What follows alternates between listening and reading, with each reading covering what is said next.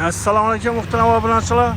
Biz Enzich'in ahiri O'zbekiston yine Hamid Alimjon mahallasidan yine geldik. Yaqinlikdan kuzatib beraman. Joy o'rin bu yerda sotiladigan 200 kvadrat metr. Shundan kelib shuna gekkidan ko'chamiz bor. Admin bor, mashin, bir etaj yarim plan joy. Shuni bilan admin etamiz, ya bo'lmasa bozordan dükanlar bo'lsam admina bo'ladi. Mashin, traktor. Shunday mashinalar bor. Ravshan klinikaning yanında. Şöyle yaqinda Ravshan klinika. Oxirigacha kuzatib boraverasizlar. Xudo xolasa, danışamiz. Yine muhtaram obunachilar ishga geldik yine. İnşada görüntüsü gaz çöçükte görüntü yine xo'jaliklar yashab o'tibdi.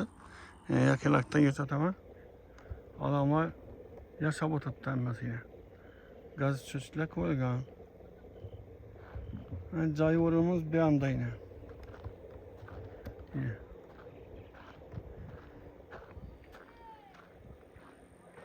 Görüntüsüler.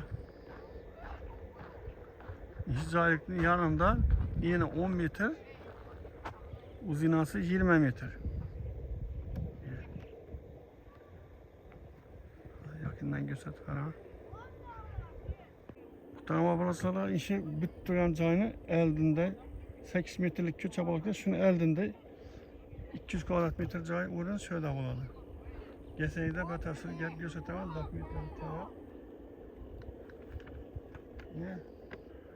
Dokumentlar tayyor yine. Guvohnoma, kadastr manasasi bor.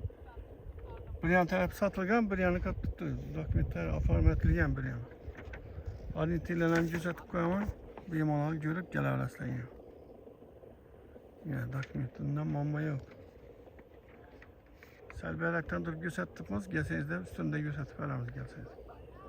Muhtaram obunachilar, sog' bo'linglar, omon bo'linglar. Keyingi vaqtda shuncha xayr etib bo'linglar. Rahmat.